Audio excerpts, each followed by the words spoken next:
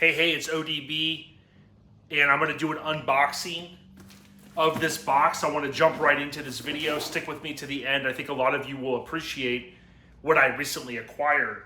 Now, I want to give a huge shout out to my friend Matt Torgerson.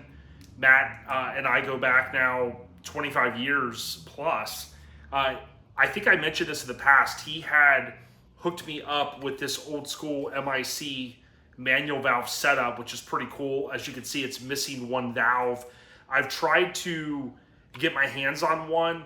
They're kind of hard to come by these days.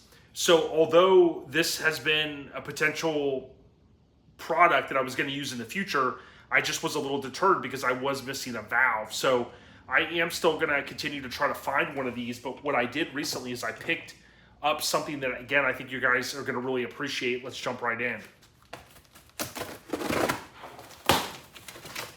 All right, so just like that, jumped right in, and check this out.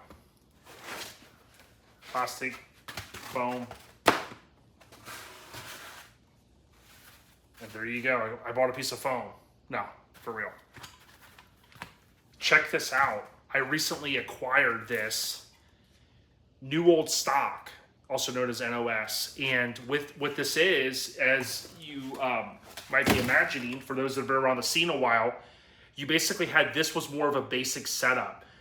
MIC, or Master Image Customs, they promoted their products all through magazines and a lot of times, oftentimes in the back of street trucks.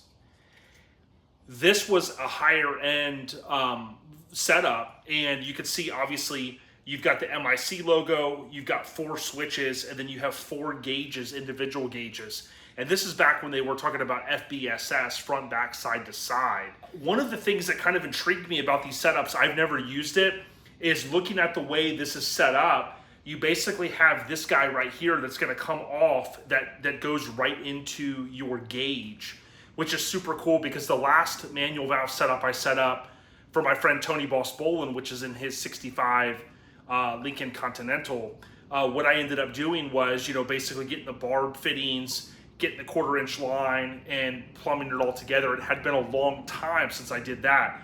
But this is kind of cool because you have this line that comes off here right into the gauge, so you don't have to run an extra T. So I'm going to be curious to see how this works. Now, I haven't used one of these, but I will say more than likely the way it looks like it's been plumbed is you have your inlet here, which again, there's some value add with the fittings that are included.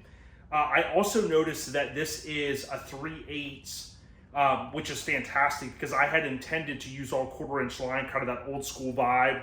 Now, whether the port is actually a 1/4 inch to 3/8, either way, what this allowed for, I believe Rob and them would machine some of these, or have them machined rather, so that it was a little bit bigger port, so you did have that faster experience, a little bit quicker, if you will.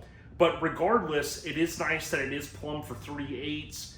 It's a little bit more, I'd say, old school to run the 1/4 inch line, but certainly 3/8 isn't gonna really prohibit any old schoolness, if you will, in my mind.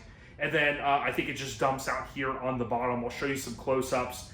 But again, I think it's gonna be pretty simple. It's gonna be air in, it's gonna be 1 to each.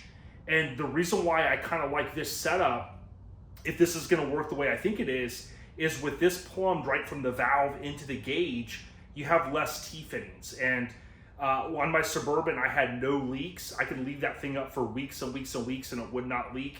So I'm always a proponent, if I can, to reduce the amount of connections. What I'll be looking to do, basically, I think, is just run 3/8 to each bag.